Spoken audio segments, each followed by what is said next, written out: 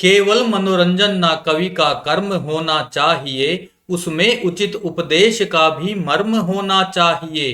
क्यों आज रामचरितमानस क्यों आज रामचरितमानस सब कहीं सम्मान्य है, सत्काव्य युत उसमें परम आदर्श का प्राधान्य है। मैथिली शरण गुप्त जी की इन स्वर्णिम पंक्तियों के साथ में आज हम द्विवेदी युग की शुरुआत करने वाले हैं, शुरुआत करने जा रहे हैं। और आप देख रहे हैं हिंदी सरोज का ये यूट्यूब चैनल, और मैं डॉक्टर सुमित गौतम आप सभी का हार्दिक अभिनंदन करता हूं और ये आशा करता हूं कि आप लोगों की तैयारी निरंतर चल रही होगी, एकदम पुख्ता और मजबूत चल रही होगी। दोस्तों, ये दिसंबर 2024 यूजीसी नेट जेआरएफ हिंदी के लिए फ्री बैच है, जिसमें हम यूनिट नंबर 2 कर रहे हैं और इसमें आज हम द्विवेदी युग शुरू करने वाले हैं। जिन्होंने द्विवेदी युग से पहली क्लासेस नहीं देखी हैं, उन लोगों के लिए एक छोटी सी इंफॉर्मेशन है। आप अगर चैनल पर नए आए हैं, पहली बार आए हैं, तो चैनल आप YouTube पर सर्च करेंगे हिंदी सरोज चैनल सर्च करेंगे तो आपको इस तरह का एक लोगो दिखाई देगा चैनल में। उस चैनल को अगर आप खोलेंगे तो उसमें प्लेलिस्ट बनी हुई दिखाई देंगी आपको। यूनिट नंबर 2 की प्लेलिस्ट का इंटरफेस कुछ इस प्रकार से आप लोगों को दिखाई देगा। यूनिट नंबर 2 के उस प्लेलिस्ट को खोलिए और एक एक क्लास को ध्यान से देखिए और नोट्स बनाइए और अपनी तैयारी को जेआरएफ वाली तैयारी बना लीजिए। इसी प्रकार से यूनिट नंबर 7 हिंदी कहानी वाली यूनिट की प्लेलिस्ट बन चुकी है, जिसमें कि हम 20 कहानियां कंप्लीट कर चुके हैं। इनको भी आप देखिए, नोट्स बनाइए और अपनी तैयारी मजबूत रखिए। और आशा है कि आप कॉपी पेन लेके बैठ गए होंगे, क्योंकि जो अति महत्वपूर्ण होता है, परीक्षा उपयोगी होता है, वो मैं आप लोगों को करवाता हूं और बहुत ही डीप मैटर, ऑथेंटिक मैटर आप लोगों को प्रोवाइड करवाता हूं। तो आइए शुरू कर देते हैं आज की क्लास। द्विवेदी युग का समय 1900 से 1918 ईस्वी तक है। इसका नामकरण देख लेते हैं। द्विवेदी युग का नामकरण किस किस ने क्या क्या दिया है, तो इसमें मुख्य रूप से 3 हमें पढ़ने हैं। जागरण सुधार काल, ये कहा है डॉक्टर नगेंद्र जी ने। क्यों कहा है ये भी जानना जरूरी है, क्योंकि इस काल में भारतीय जनमानस में ब्रिटिश शासन के विरोध में, ब्रिटिश शासन से स्वतंत्रता प्राप्त करने के लिए जागृति एकदम प्रबल हो गई थी। और इसके साथ साथ हमारे एमपीडी महावीर प्रसाद द्विवेदी जी ने भाषा में, साहित्य में अनेक प्रकार के सुधार कार्य किए थे। इसलिए एक तरफ जनता में जागरण आया, दूसरी तरफ हिंदी में सुधार हुए। तो नगेंद्र जी ने दोनों को जोड़कर इसका नाम जागरण सुधार काल उचित समझा और इसको यही नाम दिया। अगला है आचार्य रामचंद्र शुक्ल, जिन्होंने सामान्य रूप से नामकरण किया हुआ था। नई काव्य धारा द्वितीय उत्थान, द्विवेदी युग का नाम उन्होंने रखा था। प्रथम उत्थान भारतेंदु काल था। तीसरा है गणपति चंद्र गुप्त, आदर्शवादी प्रबंध परंपरा का युग। ये इन्होंने किस लिए कहा? यह नामकरण इसलिए किया गया क्योंकि इस युग में आदर्शवादी प्रबंध काव्य लिखे गए, अधिक लिखे गए, उस पर ज्यादा जोर दिया गया लिखने के लिए। इसीलिए गणपति चंद्र गुप्त जी इसको आदर्शवादी प्रबंध काव्य परंपरा का युग कहते हैं। ठीक है, इसमें ये 3 मोस्ट इंपोर्टेंट थे, इनको याद रखिएगा।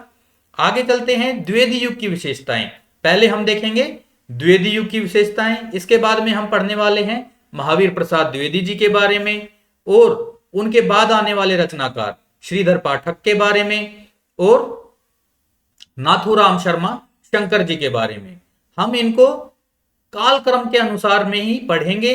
वैसे इनका वर्गीकरण हम अगर देखेंगे तो वर्गीकरण इनका अलग अलग है, लेकिन जब परीक्षा में प्रश्न आता है और हम वर्गीकरण के हिसाब से इनको याद करके जाते हैं तो कालक्रम अनुसार हमें इनका काल याद नहीं आ पाता है कि किसके बाद कौन सा रचनाकार आएगा।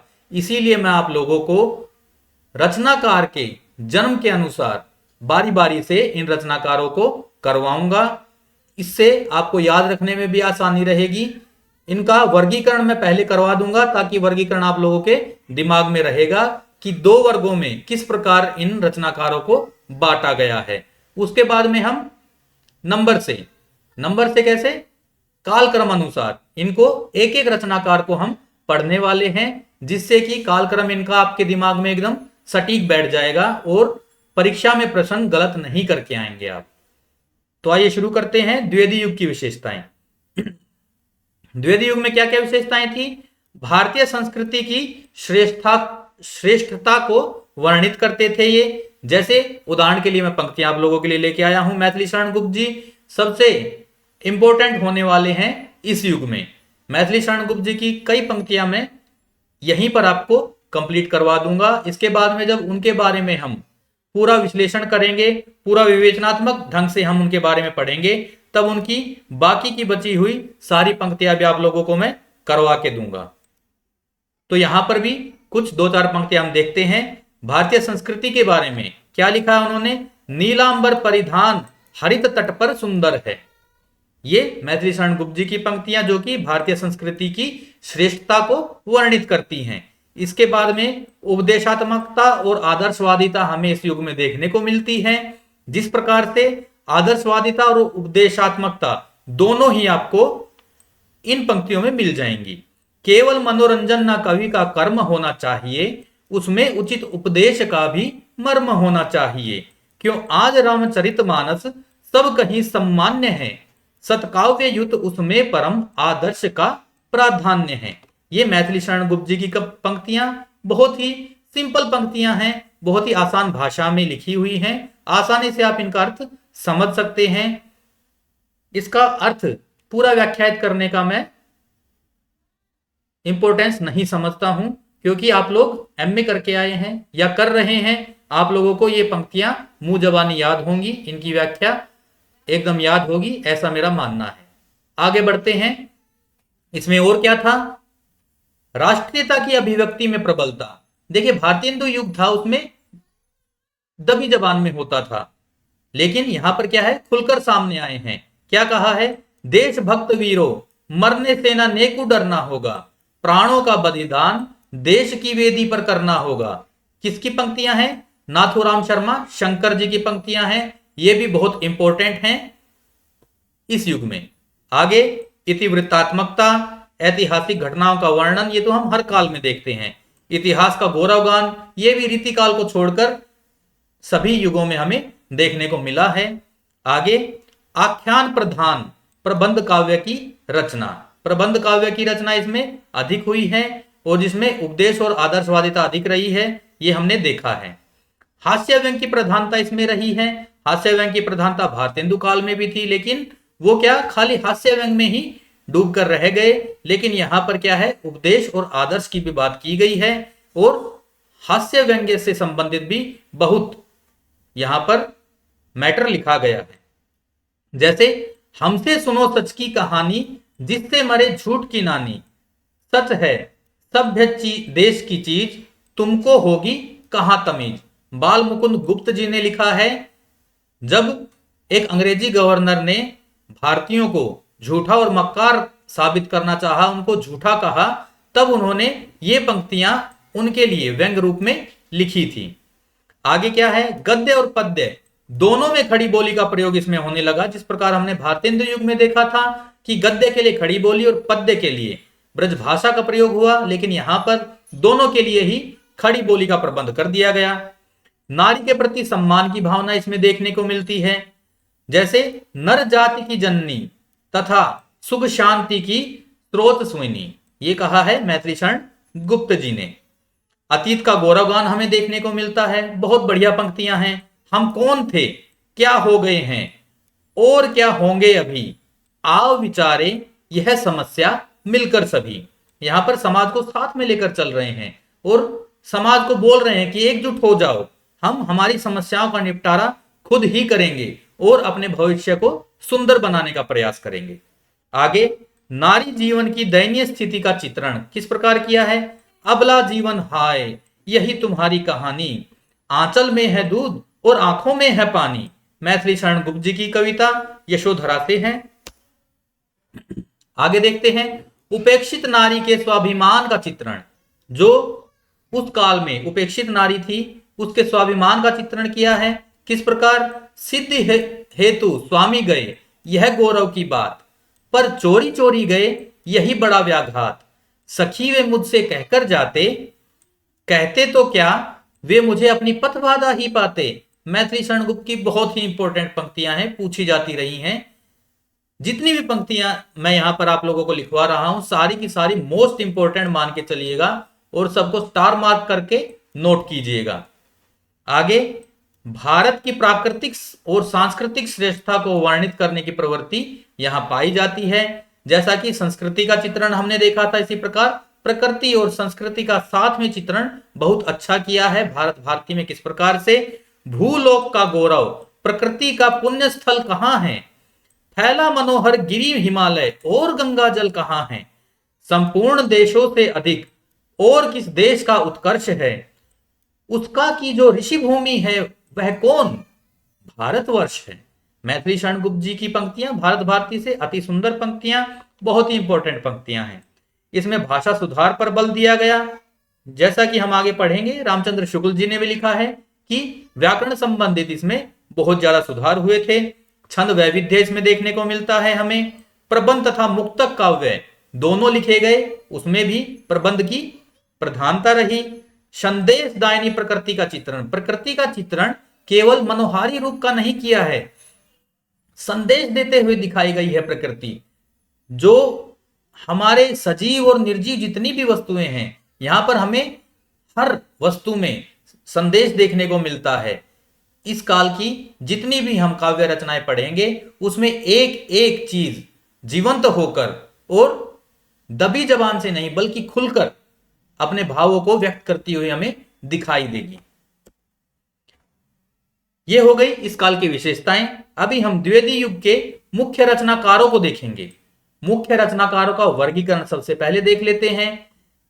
दो हिसाब से इसका वर्गीकरण किया है, या फिर ये कहेंगे दो भागों में इसका वर्गीकरण किया गया है।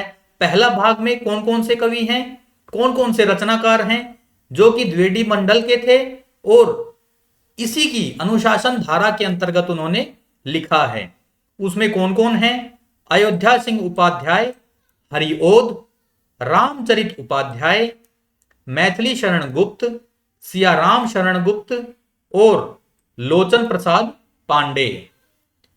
बड़े आसानी से इनको हम याद कर सकते हैं। इसकी ट्रिक मैं आप लोगों को एक छोटी सी बता देता हूं। क्या, अयोध्या में राम पैदा हुए, ठीक है। पहले कौन है, अयोध्या सिंह उपाध्याय, हरिओद। तो सबसे पहले अयोध्या, अयोध्या में कौन पैदा हुए, अयोध्या में राम पैदा हुए, ठीक है दोस्तों। फिर सिया कहां पैदा हुई, सिया कहां पैदा हुई, सिया पैदा हुई, माफ कीजिएगा, पहले अयोध्या है, स्थान का नाम है, तो इस बार भी स्थान का नाम ही आएगा। स्थान का नाम किस प्रकार आएगा देखते हैं।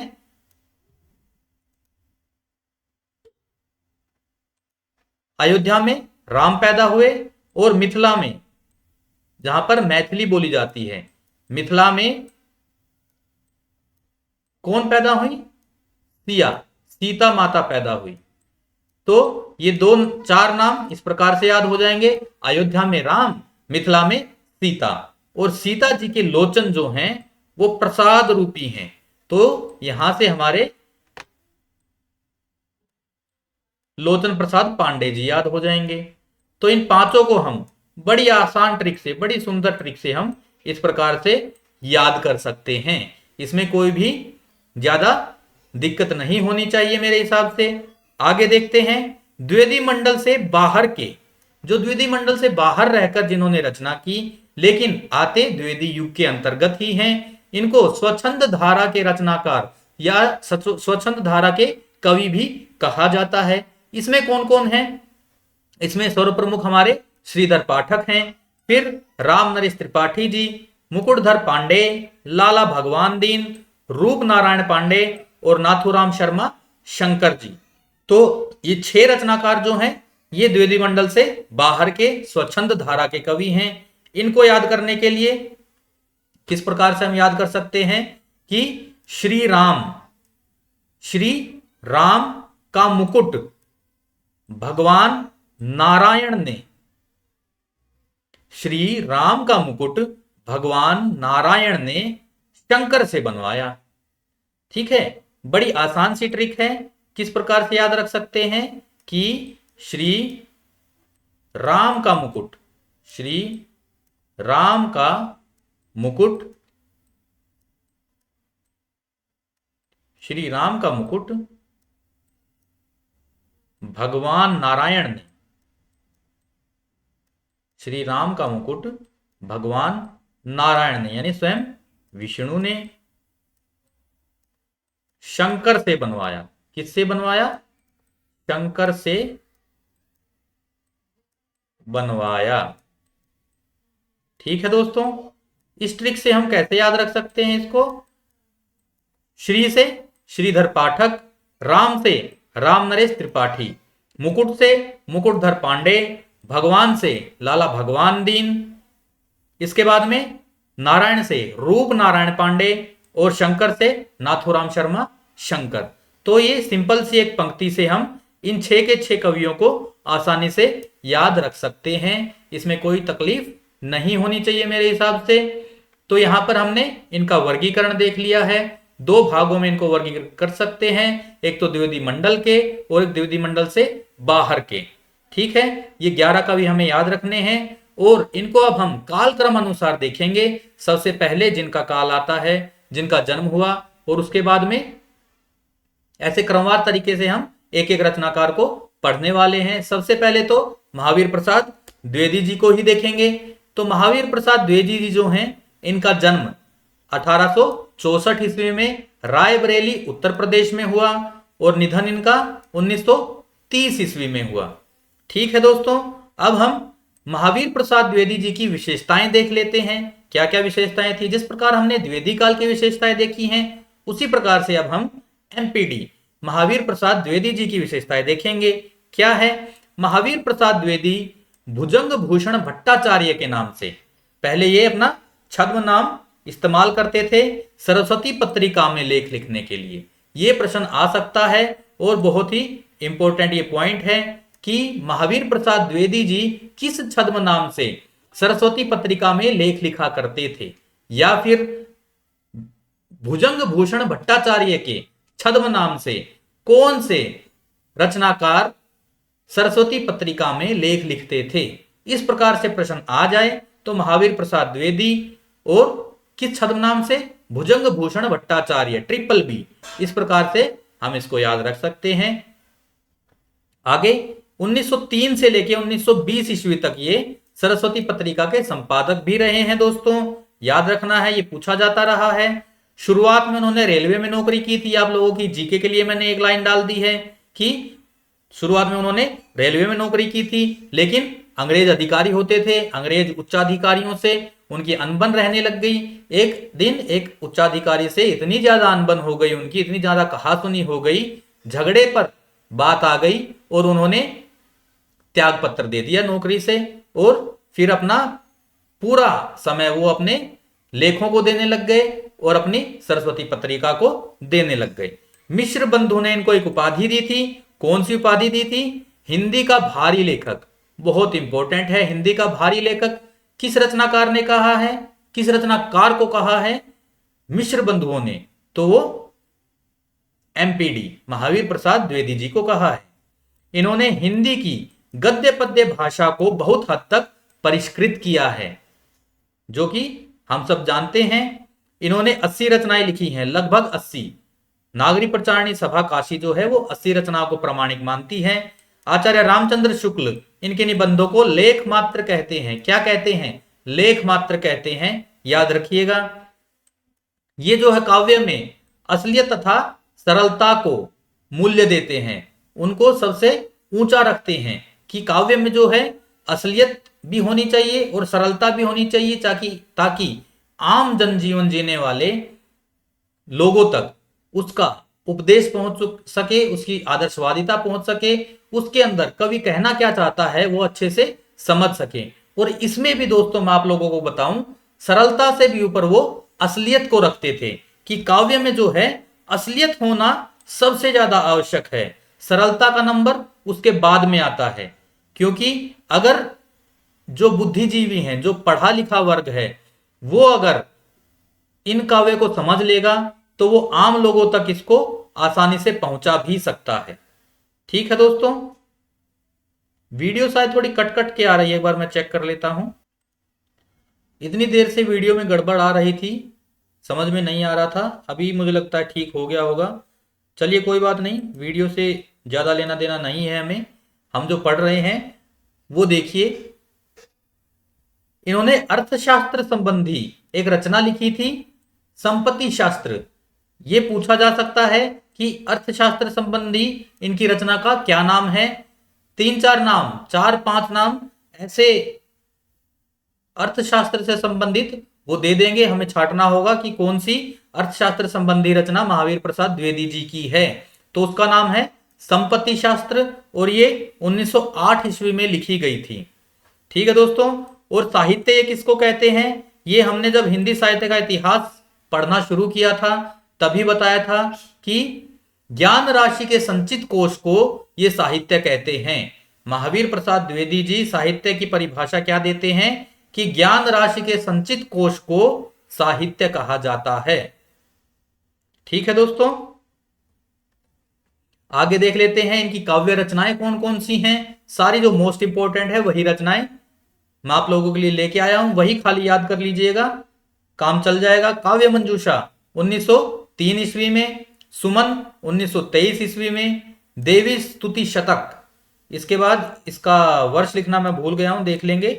द्विवेदी काव्यमाला 1940 में, अबला विलाप और प्रबंध पुष्पांजलि, ये इनकी मुख्य काव्य रचनाएं हैं। इसमें भी काव्य मंजूषा और सुमन ये ज्यादा इंपॉर्टेंट हैं। इसके बाद में प्रमुख लेख इनके देख लेते हैं। प्रमुख लेखों से प्रश्न आता है इनके। ठीक है, अभी जो द्विवेदी काल वाले हम देखेंगे, इसमें लेख, आलोचनात्मक जो रचनाएं हैं और जो अनुदित रचनाएं हैं उनमें से प्रश्न जरूर बनता है। इनके प्रमुख लेख कौन कौन से हैं। कवि कर्तव्य 1903 ईस्वी में, कवियों की उर्मिला विषयक उदासीनता, ये है 1908 ईस्वी में। इसके बाद क्या हिंदी नाम की कोई भाषा ही नहीं 1913 ईस्वी में, और आर्य समाज का कोप 1914 ईस्वी में। ये इनके प्रमुख लेख हैं। इनकी अनुदित रचनाएं, इसमें से प्रश्न आता है, मोस्ट इंपोर्टेंट इनको मान के चलिएगा। सबसे पहले बेकन विचार रत्नावली। बेकन विचार रत्नावली क्या है। पाश्चात्य साहित्यकार बेकन की रचनाओं का, उनके निबंधों का हिंदी में अनुवाद है बेकन विचार रत्नावली। इसके बाद कुमार संभव सार, ये कुमार संभव रचना की ही हिंदी में ट्रांसलेशन है। इसके बाद में शिक्षा 1906 ईस्वी में है, और इसमें है क्या, हर्बर्ट स्पेंसर के निबंधों का अनुवाद इसमें है। इसके बाद स्वाधीनता 1907 ईस्वी में, स्टुअर्ट मिल के निबंधों का अनुवाद इसमें है। इसके बाद बिहारी वाटिका गीत गोविंद का अनुवाद है इसमें। विनय विनोद, इसमें वैराग्य शतक का अनुवाद है। और गंगा लहरी में गंगा लहरी का खड़ी बोली में अनुवाद किया गया है। और ये रत्नाकर जी वाली गंगा लहरी है, याद रखिएगा। इनको याद रखने की एक छोटी सी ट्रिक बता देता हूं। आधा सै स्वाधीनता, ये किसके निबंधों का अनुवाद है, आधा सै वाला स्टुअर्ट मिल। ठीक है, इसके बाद में विहार वाटिका किसका अनुवाद है, गीत गोविंद। गोविंद जो है वो कृष्ण भगवान का नाम है, और बिहारी ये भी उन्हीं का नाम है, तो गोविंद विहार। ठीक है, इस प्रकार से हम इसको याद रख सकते हैं। इसके बाद में विनय विनोद, वैसे विनय और वैसे वैराग्य शतक का ही अनुवाद है। इसके बाद में गंगा लहरी, ये गंगा लहरी का ही अनुवाद है। ठीक है दोस्तों, इसको हम इस प्रकार आसानी से याद रख सकते हैं। बेकन विचार रत्नावली है तो बेकन के निबंधों का ही अनुवाद है। कुमार संभव सार, ये कुमार संभव का ही अनुवाद है। इसके बाद में शिक्षा को हम किस प्रकार याद रख सकते हैं, हर किसी को शिक्षा चाहिए, है ना, हर किसी को शिक्षा का अधिकार है। तो शिक्षा जो है वो हर्बर्ट स्पेंसर के निबंधों का अनुवाद है। इस छोटी सी ट्रिक से इसको याद रख सकते हैं। ठीक है दोस्तों, आगे चलते हैं। आलोचनात्मक रचनाएं, इनकी आलोचनात्मक रचनाएं भी बहुत इंपॉर्टेंट है, मोस्ट इंपॉर्टेंट मान के चलिएगा। ये भी पूछी जाती हैं, इनका कालक्रम अनुसार देख लेते हैं क्या क्या शीर्षक हैं। हिंदी कालिदास की आलोचना 1901 ईस्वी में, इसके बाद कालिदास की निरंकुशता 1911 ईस्वी में है सीधा। इसके बाद फिर प्राचीन पंडित और कवि 1918 ईस्वी में, सुकवि संकीर्तन 1924 में। इसके बाद में आलोचनांजलि 1928 में, लेखांजलि 1928 में, साहित्यालाप 1929 में, साहित्य सीकर 1930 में, फिर समालोचना समुच्चय 1930 में और विचार विमर्श 1931 में। इनकी आलोचनात्मक रचनाओं को याद रखने के लिए किस प्रकार याद रख सकते हैं? पहली दो आलोचनात्मक रचनाएं कालिदास पे रचित हैं। ठीक है दोस्तों, दोनों में कालिदास है। पहला क्या है? हिंदी कालिदास की आलोचना, उसके बाद कालिदास की निरंकुशता। तो पहली दो इस प्रकार से याद हो जाएंगी। इसके बाद में प्राचीन पंडित जो है वो सुकवि होते थे और संकीर्तन करते थे। तो प्राचीन पंडित और कवि ये हो जाएगी हमारी तीसरी रचना। वो क्या करते थे? वो सुकवि होते थे और संकीर्तन करते थे। तो सुकवि संकीर्तन हो गया हमारी चौथी रचना। इस प्रकार से चार रचनाएं हो गई याद। आगे देखते हैं पांचवी रचना। इसमें क्या है? अंजलि आएगी दो बार। ठीक है, कैसे? आलोचनांजलि और लेखांजलि, ये आ जाएगी पांचवें और छठे नंबर पे, आलोचनांजलि और लेखांजलि। ठीक है दोस्तों, इसके बाद में दो रचनाएं आएंगी साहित्य के नाम से। कैसे? साहित्यालाप और साहित्य सीकर। ये जो छोटी छोटी चीजें हैं इनको आप अपने दिमाग में बिठा लोगे तो एग्जाम के टाइम पे तुरंत ये रिकलेक्ट हो जाएंगे दिमाग से। इनको एक बार इस प्रकार से याद रखिए तो ये आराम से आप लोगों को लंबे समय तक याद रह सकती हैं दोस्तों। इसके बाद में समालोचना समुच्चय और विचार विमर्श। ठीक है, विचार विमर्श पहले हम करते हैं समालोचना, उसके बाद में हम करते हैं विचार विमर्श। इस प्रकार से याद रख सकते हैं। आसान है, मेरे हिसाब से इसमें कोई दिक्कत नहीं होनी चाहिए अगर इस ट्रिक से आप लोग याद कर रहे हैं। और इनका काल, इनका रचना काल हम कैसे याद रख सकते हैं? पहले एक में है 1901 में, 1900 से हमारा द्विवेदी युग शुरू हुआ, 1901 से इनकी पहली आलोचनात्मक रचना आ गई। उसके बाद में सीधा 10 साल बाद जाइए 1911 में, फिर 1918 में, फिर 1924, 28 में दो आ गई, फिर 29, 30, 30, 31। इनको आप याद करना पड़ेगा। इसमें जो रचना का जो है काल है, रचना काल है, इसमें ट्रिक नहीं चलने वाली है। इसको आप याद कीजिएगा, नॉर्मली याद कर लीजिएगा, दिमाग में बैठा लीजिएगा, याद हो सकता है। ये भी कोई ज्यादा मुश्किल कार्य नहीं है। 1901 है पहले, फिर है 1911, फिर सीधा 1918 आएगा, इसके बाद में 24, फिर 28, फिर 29, फिर 30 और फिर 31। इस प्रकार से दो बार 28 आएगा, दो बार 30 आएगा। इस बात को याद रखिएगा। ठीक है दोस्तों, अब इनकी संपूर्ण रचनाओं का प्रकाशन किस नाम से हुआ है? महावीर प्रसाद द्विवेदी जी की संपूर्ण रचनाओं का प्रकाशन महावीर प्रसाद द्विवेदी रत्नावली के नाम से कितने खंडों में हुआ है? ये इंपॉर्टेंट है, 15 खंडों में किया गया है। महावीर प्रसाद द्विवेदी रत्नावली, महावीर प्रसाद द्विवेदी रत्नावली का जो प्रकाशन हुआ है वो कितने खंडों में हुआ है दोस्तों? 15 खंडों में हुआ है। इसको याद रखिएगा, ये एमसीक्यू इंपॉर्टेंट हो सकता है। क्लास के अगले हिस्से में हम क्या देखने वाले हैं? आचार्य रामचंद्र शुक्ल जी महावीर प्रसाद द्विवेदी और द्विवेदी युग के बारे में क्या कहते हैं। जो इंपॉर्टेंट पंक्तियां हैं इनकी वो हम देख लेते हैं। क्या संवत 1950 से इसका आरंभ हुआ है, जो कि हमने अभी देखा है 1900 से। ठीक है,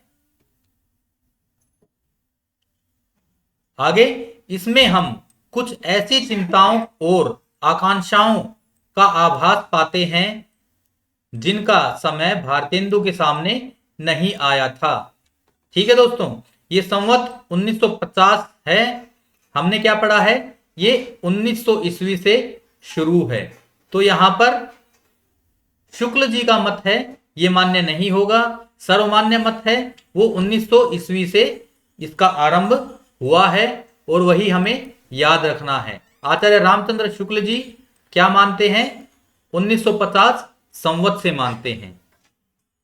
ठीक है दोस्तों, भारतेंदु मंडल मनोरंजक साहित्य निर्माण द्वारा हिंदी गद्य साहित्य की स्वतंत्र सत्ता का भाव ही प्रतिष्ठित करने में अधिकतर लगा रहा। प्रथम उत्थान के भीतर क्या थी? बहुत बड़ी शिकायत क्या थी कि अंग्रेजी की ऊंची शिक्षा पाए हुए बड़े बड़े डिग्रीधारी लोग हिंदी साहित्य के नूतन निर्माण में सहयोग नहीं कर रहे थे और अपनी मातृभाषा के प्रति वो उदासीन रहते थे। लेकिन द्वितीय उत्थान में यानी द्विवेदी काल में, द्विवेदी युग में ये शिकायत कुछ कुछ कम हो गई, यानी कि जो पढ़े लिखे लोग थे वो साहित्य रचना में आगे आने लगे। इस कालखंड के बीच में क्या हुआ? हिंदी लेखकों की तारीफ में प्राय यही सुना जाता रहा कि ये संस्कृत बहुत अच्छी जानते हैं, वे अरबी फारसी के पूरे विद्वान हैं, ये अंग्रेजी के अच्छे पंडित हैं। हिंदी लेखकों के बारे में ये कहा जाता था कि वे संस्कृत जानते हैं अच्छे से, वे अरबी फारसी जानते हैं, वे अंग्रेजी जानते हैं, ये कहा जाता था क्योंकि उनकी जो है हिंदी की व्याकरणिक जो जानकारी थी वो कम होती थी। इसीलिए यह कहने की आवश्यकता नहीं समझी जाती थी कि ये हिंदी बहुत अच्छी जानते हैं। ठीक है दोस्तों, यह मालूम ही नहीं होता था कि हिंदी भी कोई जानने की चीज है, क्योंकि हिंदी में जो है उन्होंने अंग्रेजी के, फारसी के, संस्कृत के वर्ड जो हैं इतने सारे डाल दिए थे कि हिंदी कहीं पता नहीं चल रही थी। फिर क्या हुआ? भाषा बिगड़ने का एक और सामान दूसरी ओर खड़ा हो गया। हिंदी के पाठकों का अब वैसा अकाल नहीं था, पाठक बहुत हो गए थे, विशेषतः उपन्यास पढ़ने वालों का। मध्यम वर्गीय परिवार के लोग जो हैं वो उपन्यास खूब पढ़ने लगे थे। बंगला उपन्यासों का अनुवाद धड़ाधड़ निकलने लगा। बंगला उपन्यासों का अनुवाद जो है वो सबसे अधिक द्विवेदी युग में निकलना शुरू हुआ था, ये हमें याद रखना है। इसके बाद में गद्य की भाषा पर द्विवेदी जी के इस शुभ प्रभाव का स्मरण जब तक भाषा के लिए शुद्धता आवश्यक समझी जाएगी तब तक बना रहेगा। उन्होंने क्या किया था? यद्यपि कुछ हठी और अनाड़ी लेखक अपनी भूलों को, क्या व्याकरणिक जो गलतियां थी वो बहुत ज्यादा करते थे, और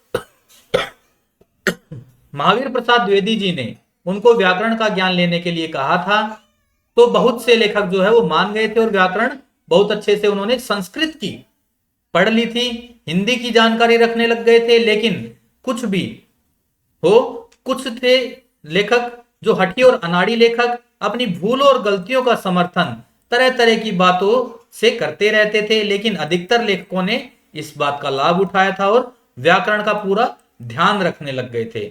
इस बात का जो है हिंदी भाषा हमेशा गुणगान करेगी द्विवेदी जी का। व्याकरण की ओर इस प्रकार ध्यान जाने पर कुछ दिनों व्याकरण संबंधी बातों की चर्चा भी पत्रों में अच्छी चली। विभक्तियों शब्दों से मिलाकर लिखी जानी चाहिए या अलग अलग, इसी प्रश्न को लेकर कुछ काल तक खंडन मंडन के लेख जोर शोर से निकले। इस आंदोलन के नायक हुए थे पंडित गोविंद नारायण मिश्र, जिन्होंने विभक्ति विचार नाम की एक छोटी सी पुस्तक द्वारा हिंदी की विभक्तियों को शुद्ध विभक्तियां बताकर लोगों को उन्हें मिलाकर लिखने की सलाह दी थी। ठीक है दोस्तों, ये पंक्तियां मैंने इसलिए रखी हैं यहाँ पे क्योंकि भक्ति विचार नामक जो पुस्तक है वो किसने लिखी थी? गोविंद नारायण मिश्र ने लिखी थी। ये नोट कर लीजिए, ये पूछी जा सकती है।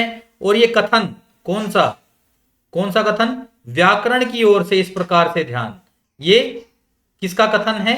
ये आचार्य शुक्ल जी का कथन है, इसे याद रखना है हमें। आगे चलते हैं, क्या हुआ इस काल में और क्या हुआ है युग में, जिससे अभी क्या हुआ? तिलिस्म और अय्यारी और जासूसी उपन्यास पढ़े जाने लगे। इसके बाद क्या हुआ? उच्च कोटि के सच्चे साहित्यिक उपन्यासों की मौलिक रचना का दिन भी ईश्वर ने दिखाया। पहले क्या हुआ था कि जो अय्यारी के और जासूसी उपन्यास जो हम बांग्ला से अनुवाद करके हिंदी में लोगों तक पहुंचा रहे थे। वो लोग इस अनुदित रचनाओं को पढ़ रहे थे। अब क्या हुआ कि परिष्कृत भाषा में हिंदी की उच्च कोटि के मौलिक उपन्यास भी इस युग में लिखे जाने लगे। ठीक है। और नाटक क्षेत्र में क्या हुआ, बाबू राधा कृष्ण दास जी का नाम है, उन्होंने महाराणा प्रताप या फिर राजस्थान केसरी नामक नाटक लिखा था। ये इंपॉर्टेंट है, इसे भी नोट कीजिएगा। निबंधों में क्या हुआ, यद्यपि निबंधों की ओर बहुत कम ध्यान दिया गया और उसकी परंपरा ऐसी न चली कि हम उच्च कोटि के निबंध लेखकों को उसी प्रकार झट से छांट कर बता सकें जिस प्रकार अंग्रेजी साहित्य में बता दिए जाते हैं। फिर भी बीच बीच में अच्छे और उच्च कोटि के निबंध मासिक पत्रिकाओं में दिखाई पड़ते रहे। इस द्वितीय उत्थान में साहित्य के एक एक अंग को लेकर जैसी विशिष्टता लेखकों में आ जानी चाहिए थी, वैसी विशिष्टता न आ पाई। किसी विषय में अपनी सबसे अधिक शक्ति देख उसे अपनाकर बैठने की प्रवृत्ति बहुत कम दिखाई दी। बहुत से लेखकों का यह हाल रहा कि कभी अखबार नवीसी करते, कभी उपन्यास लिखते, कभी नाटक में दखल देते, कभी कविता की आलोचना करने लगते और कभी इतिहास और पुरातत्व की बातें लेकर सामने आते। यानी कि सभी विधाओं में लिखने की कोशिश की अधिकतर रचनाकारों ने। ऐसी अवस्था में भाषा की पूर्ण शक्ति प्रदर्शित करने वाले गूढ़ गंभीर निबंध लेखक कहां से तैयार होते। फिर भी भिन्न भिन्न शैलियां प्रदर्शित करने वाले कई अच्छे लेखक इस बीच में बताए जा सकते हैं, जिन्होंने लिखा तो कम है पर जो कुछ लिखा है वह महत्व का है। ठीक है दोस्तों, समालोचना का आरंभ भारतेंदु के जीवन काल से हो गया था, लेकिन महावीर प्रसाद द्विवेदी जी ने पहले पहल विस्तृत आलोचना का रास्ता निकाला था। ठीक है दोस्तों,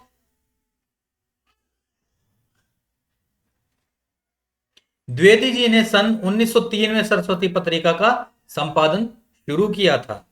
एक ये कथन मुझे मोस्ट इंपोर्टेंट लगा। इससे स्पष्ट है कि किसी किसी में कविता लिखने की इत्तेदाद स्वाभाविक होती है, ईश्वर दत्त होती है। जो चीज ईश्वर दत्त है वह अवश्य लाभदायक होगी, वह निरर्थक नहीं हो सकती। उससे समाज को अवश्य कुछ न कुछ लाभ पहुंचता है। ये मोस्ट इंपोर्टेंट कथन है, पूछा जा सकता है किसका कथन है। ठीक है दोस्तों, आगे कहने की आवश्यकता नहीं कि द्विवेदी जी के लेख या निबंध विचारात्मक श्रेणी में आएंगे।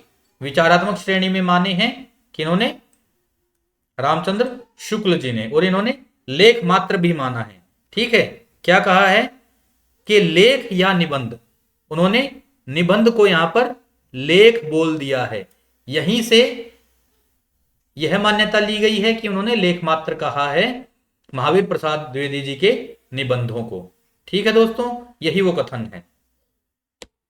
आगे देखते हैं, ये कथन एक बार देख लेते हैं। क्या हिंदी नाम की कोई भाषा ही नहीं, ये लेख है उनका। और आर्य समाज का कोप, ये सरस्वती पत्रिका में 1914 ईस्वी में पब्लिश हुआ था।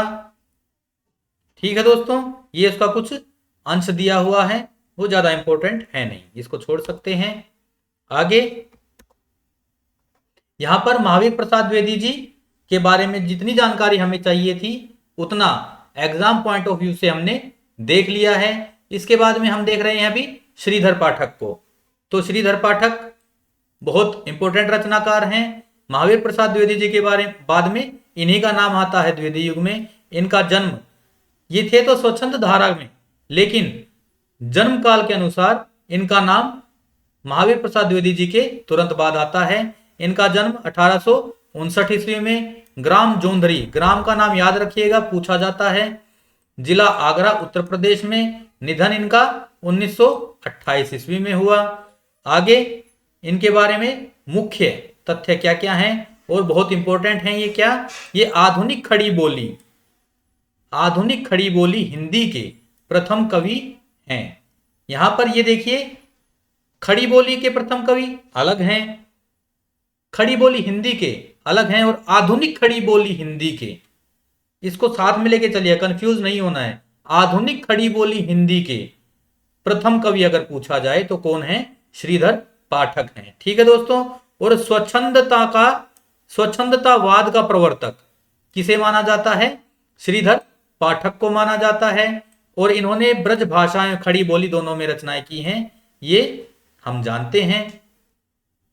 ठीक है दोस्तों, ये पहले 2 पॉइंट हैं, ये मोस्ट इंपोर्टेंट लगा के चलिएगा। अब इनकी मौलिक रचनाएं देखते हैं। सबसे पहले मनोविनोद। मनोविनोद इनकी 3 बार लिखी गई है, इसके 3 भाग हैं। क्या है? एक तो 1882 में, दूसरा 1905 में और तीसरा 1912 में। इस रचना में है क्या वो हम आगे देखेंगे महत्वपूर्ण तथ्यों में। इसके बाद जगत सच्चाई सार इनकी 1887 ईस्वी में है। गुणवंत हेमंत 1920 ईस्वी में। काश्मीर सुषमा 1940 ईस्वी में, ये कश्मीर नहीं काश्मीर सुषमा आएगा यहाँ। आराध्य शोकांजलि ये है 1906 ईस्वी में। ये यहां पर कुछ गड़बड़ है, इसको मैं चेक करके आप लोगों को बताता हूं। 1906 नहीं होगा ये। इसके बाद में भारत उत्थान 1906 ईस्वी। भारत प्रशंसा 1907 ईस्वी आएगा यहाँ, 1960 नहीं है ये 1907 ईस्वी, इसको कर लीजिए, ये गलत लिखा गया है। 1907 ईस्वी है भारत प्रशंसा, 1960 नहीं है। और इससे पहले जो था 1940, ये भी 1940 नहीं होना चाहिए। इनका प्रकाशन वर्ष मुझे डाउट आ रहा है, मैं चेक करके आप लोगों को बताता हूं। इसके बाद में वनाष्टक 1912 में, जॉर्ज वंदना 1912 में, देहरादून 1915 में, गोखले गुणाष्टक और गोखले प्रशस्ति दोनों 1915 ईस्वी में हैं। ठीक है दोस्तों। इसके बाद गोपिका गीति 1916 ईस्वी में, स्वर्गीय वीणा 1916 ईस्वी में, सांध्य अटन 1917 ईस्वी में, सुसंदेश 1917 ईस्वी में, बाल विधवा 1918 ईस्वी में और भारत गीत 1928 ईस्वी में। ये जो हैं इनकी मौलिक रचनाएं हैं और इनकी मौलिक रचनाओं का रचना काल है। इन रचनाओं का रचना काल हम एक बार फिर से देख लेते हैं। इसमें टाइपिंग मिस्टेक हुई है दोस्तों। गुणवंत हेमंत जो है, गुणवंत हेमंत ये है 1900 ईस्वी में, इसको 1900 लगा लीजिएगा, 1900 ईस्वी में है गुणवंत हेमंत। और काश्मीर सुषमा ये है 1940 नहीं 1904 ईस्वी में है, इसे भी ठीक कर लीजिएगा, 1904 ईस्वी में है ये, 1940 में नहीं है। इसके बाद में आराध्य शोकांजलि ये इन्होंने अपने पिता के निधन पर लिखी थी, ये 1906 ठीक है, ये 1906 ही है, ये ठीक है दोस्तों। आगे देख लेते हैं। भारत उत्थान भी 1906 में है, ठीक है। इसके बाद में भारत प्रशंसा 1907 में है। इसके बाद में जॉर्ज वंदना 1912 में। इसके आगे सारी ठीक हैं, ये 2-3 में गड़बड़ हुई थी, टाइपिंग मिस्टेक हुई है। ठीक है दोस्तों, इन्हें ठीक कर लीजिएगा। फिर से बता देता हूं एक बार। गुणवंत हेमंत 1900 ईस्वी की रचना है, काश्मीर सुषमा 1904 ईस्वी की और आराध्य शोकांजलि 1906 ईस्वी की। गलत 2 ही थे, गुणवंत हेमंत 1900 की कर लीजिएगा और काश्मीर सुषमा 1904 की कर लीजिएगा। ठीक है दोस्तों। भारत प्रशंसा 1960 की जगह 1907 कीजिएगा, 1907। ठीक है, ये इनकी मौलिक रचनाएं हैं, इनको याद रखना है हमें। इसमें मोस्ट इंपोर्टेंट जो है वो बता देता हूं मैं। मनोविनोद है, जगत सच्चाई सार है, काश्मीर सुषमा है, आराध्य शोकांजलि है। इसके बाद में भारत प्रशंसा है, जॉर्ज वंदना पूछा जाता है। आगे गोखले गुणाष्टक, स्वर्गीय वीणा, भारत गीत, ये जो है ये मोस्ट इंपोर्टेंट है, इन्हें तो हमें छोड़ना नहीं है। इनकी रचनाएं कालक्रम अनुसार लगाने के लिए आती रहती हैं, तो इसलिए मैं कहता हूं कि इनको अच्छे से याद रखना है हमें। इनके कालक्रम अनुसार अगर याद रखेंगे तो हमारे लिए बहुत बेहतर साबित होगा। आगे देखते हैं इनकी अनुदित रचनाएं कौन कौन सी हैं। इनकी अनुदित रचनाएं मोस्ट इंपोर्टेंट हैं, मोस्ट इंपोर्टेंट इनको मान के चलिएगा। इनमें से पूछा जाता है 100%। किसी सेट में नहीं पूछा जाए, किसी ना किसी शिफ्ट में, किसी ना किसी सेट में ये पूछा जाता है। गडरिया और दार्शनिक 1885 ईस्वी की ये है क्या? ये पाश्चात्य साहित्यकार ग्रे की रचना शेफर्ड एंड फिलोसफर का हिंदी अनुवाद है। जिन्हें थोड़ी बहुत इंग्लिश आती है, आजकल तो आती ही है ज्यादातर लोगों को, तो गडरिया शेफर्ड होता है, दार्शनिक फिलोसफर होता है, इसलिए इसको आसानी से हम छांट सकते हैं। खड़ी बोली और लावणी छंद में ये रचित है। इसके बाद एकांतवासी योगी, ये क्या है? एकांतवासी योगी गोल्डस्मिथ की रचना हर्मिट का हिंदी अनुवाद है। खड़ी बोली और लावणी छंद में ये भी है। इसके बाद में उजाड़ ग्राम, उजाड़ ग्राम भी गोल्डस्मिथ की रचना है। डेजर्टेज विलेज, ठीक है, उजाड़ ग्राम जो उजड़ चुका है, जो रेगिस्तान हो चुका है, डेजर्टेज विलेज का ये हिंदी अनुवाद है। इसकी भाषा याद रखनी है, ब्रज भाषा में है और रोला छंद में ये रचित है। ठीक है दोस्तों। इसके बाद में श्रांत पथिक 1902 ईस्वी में गोल्डस्मिथ की रचना ही है द ट्रैवलर। श्रांत पथिक, पथिक यानी घूमने वाला, ट्रैवलर, ठीक है, द ट्रैवलर का ये हिंदी अनुवाद है और ये खड़ी बोली और रोला छंद में रचित है। इसके बाद ऋतु संहार, कालिदास की रचना ऋतु संहार का हिंदी अनुवाद है। ये संहार और का अलग अलग कर लीजिएगा। ब्रज भाषा में रचित है और सवैया छंद में ये रचित है। इसके बाद इजावेला इंपोर्टेंट रचना है। कीट्स की रचना इजावेला का ये हिंदी अनुवाद है। खड़ी बोली और रोला छंद में ये रचित है। तो इनकी ये 6 रचनाएं, अनुदित रचनाएं याद रखिएगा। इनको अलग से नोट करके रखिए, मोस्ट इंपोर्टेंट लगाकर।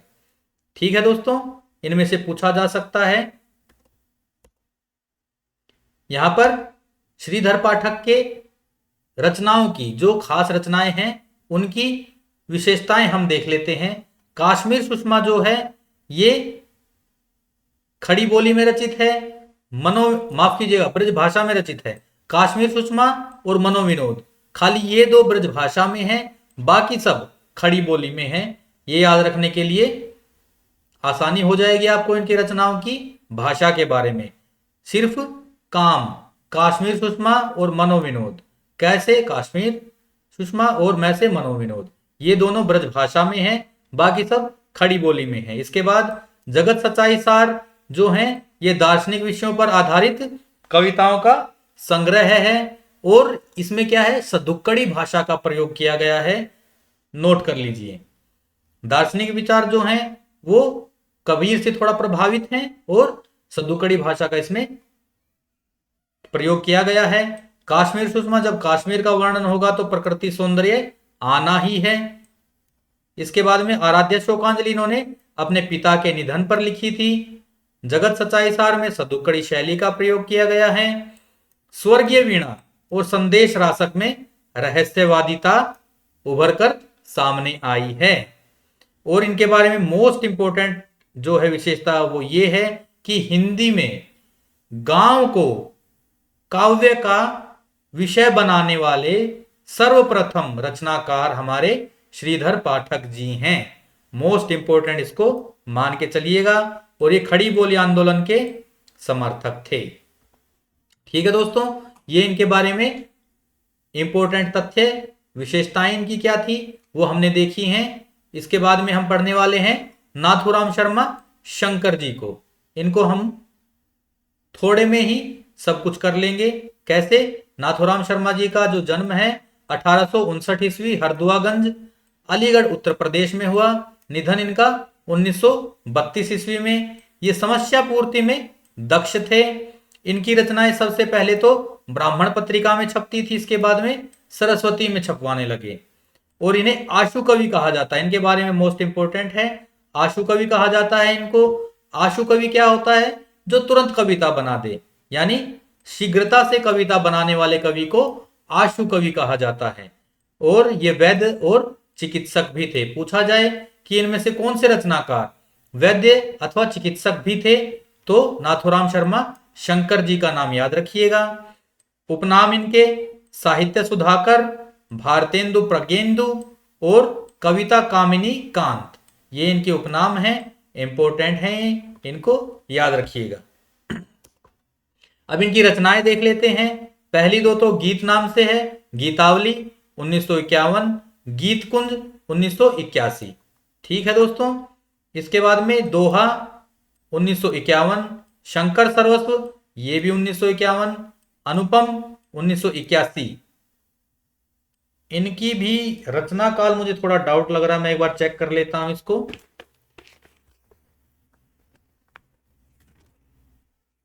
कहां पे आया है?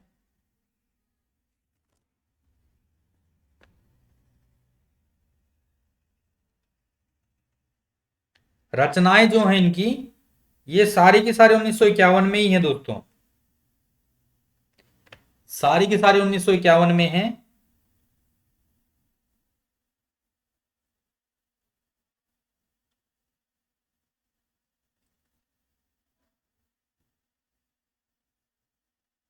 ठीक है। इनकी सारी रचनाएं जो हैं ये इनके निधन के बाद में ही प्रकाशित हुई हैं दोस्तों। ये सारी की सारी रचनाएं 1951 में ही प्रकाशित हुई हैं। इनको सही कर लीजिएगा, जो 81 है उसको भी 51 कीजिए। इनकी सारी रचनाएं 1951 में हैं। गीतावली, गीत कुंज, दोहा, शंकर सर्वस्व और अनुपम, ये सारी की सारी 1951 में ही हैं। गर्भरंडा रहस्य, इसका रचनाकाल अज्ञात है। ठीक है दोस्तों। गर्भरंडा रहस्य के बारे में देख लेते हैं। प्रबंधात्मक ये रचना है, हास्य व्यंग्य शैली पर लिखी गई है। इसमें विधवाओं की दयनीय स्थिति और देव मंदिरों में होने वाले अनाचारों का वर्णन किया गया है। तो इसको आप इंपॉर्टेंट मान के चलिएगा, इसका वर्ण विषय पूछा जाता है। और ये किस प्रकार की रचना है वो भी पूछा जाता है। प्रबंधात्मक रचना है, हास्य व्यंग्य शैली में लिखी गई है। इसमें विधवा समस्या है और मंदिरों में होने वाले अनाचारों का वर्णन इसमें किया गया है। यहां पर नाथूराम शर्मा जी के बारे में हमें इतना ही पढ़ना था। इसके ज्यादा हमें जानने की जरूरत इसमें है नहीं। यहां पर हमारे द्विवेदी काल के, द्विवेदी युग के 3 महत्वपूर्ण जो रचनाकार हैं उनको हमने इस क्लास में कंप्लीट कर लिया है। अगली क्लास में हम आगे के रचनाकारों को देखेंगे। इसमें मैथिली शरण गुप्त जो हैं वो हमारे मोस्ट इंपोर्टेंट होने वाले हैं और सबसे ज्यादा डीपली हम उनको, उनकी जो रचनाएं हैं वो बहुत इंपॉर्टेंट हैं और बहुत ज्यादा भी मात्रा में हैं। इसलिए उनको हमें पूरी एक क्लास, मुझे लगती है उनको पूरी एक क्लास हमें देनी ही पड़ेगी, तभी जाकर उनको हम कवर कर पाएंगे। आज हम देख लेते हैं एक बार कि हमने क्या क्या पढ़ा है। इसका एक बार रिवाइज मैं करवा देता हूं आपको।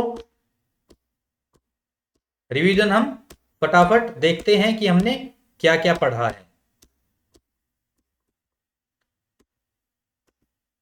हमने द्विवेदी युग आज शुरू किया है और द्विवेदी युग के बारे में हमने पहले मोटी मोटी जानकारियां ली हैं और उसके बाद में हमने उनके रचनाकारों को, मुख्य रचनाकारों को देखना शुरू कर दिया है।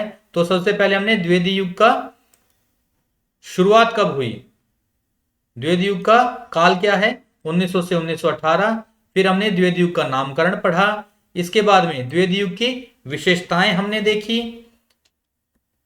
इसके बाद में हमने ये पंक्तियां देखी हैं, वो बहुत इंपॉर्टेंट है। ये पंक्तियां आप लोग नोट करके रखिएगा। इसके बाद में हमने द्विवेदी युग के मुख्य रचनाकारों का वर्गीकरण देखा है। तो इसमें 2 भाग हैं, द्विवेदी मंडल के और द्विवेदी मंडल से बाहर के रचनाकार। अनुशासन धारा का बोलते हैं और स्वच्छंद धारा का, इस प्रकार भी इनको हम बोल सकते हैं।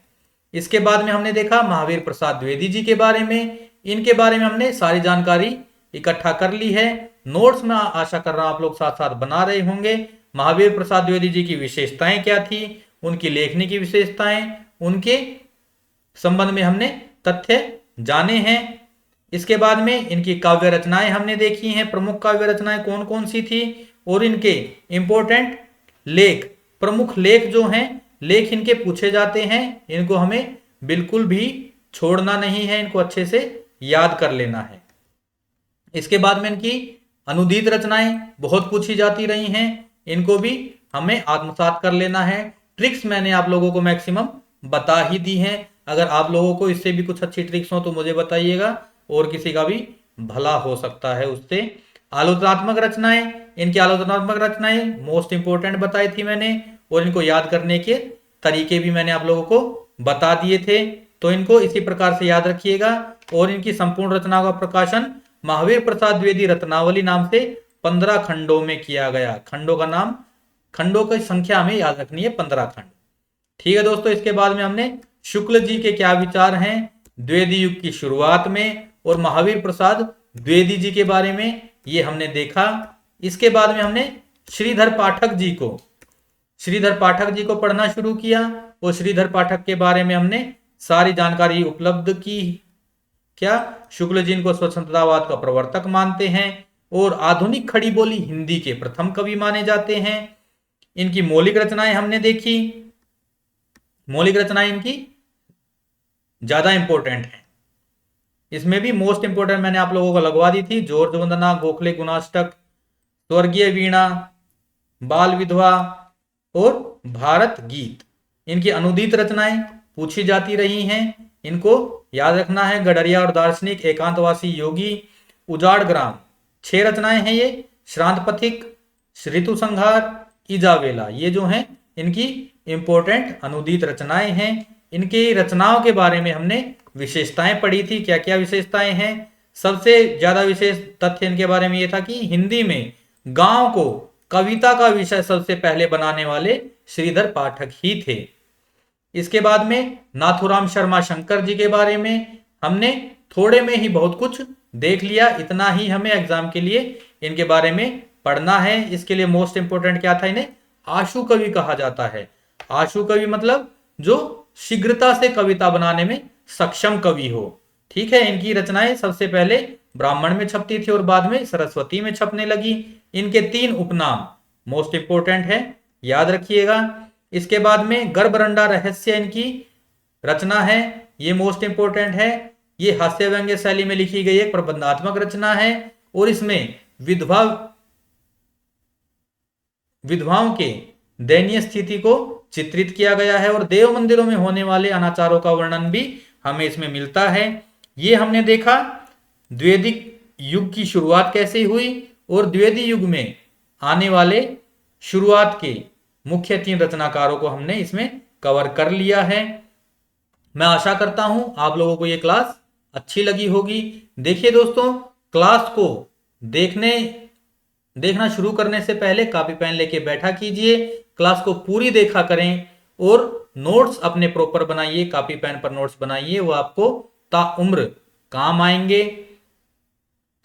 चैनल की सारी वीडियो देखने के लिए, सारी क्लासेज आप लोगों को मिलती रहे, समय पर मिलती रहे, उसके लिए चैनल को सब्सक्राइब अवश्य कर दीजिए, ताकि सारे नोटिफिकेशन आप लोगों के पास पहुंचते रहें और आप क्लास का आनंद उठाते रहें, अपनी तैयारी को और भी मजबूत कर सकें और भी पुख्ता कर सकें।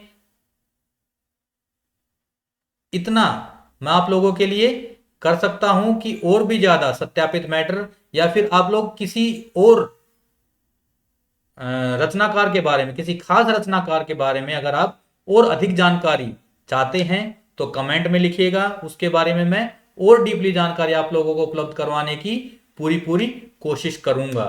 और यहां पर इस वाली क्लास में जो है वो हमने मुख्य रूप से महावीर प्रसाद द्विवेदी जी के बारे में पूरा पढ़ लिया है। इसके बाद में श्रीधर पाठक को हमने कर लिया है, और उसके बाद में हमने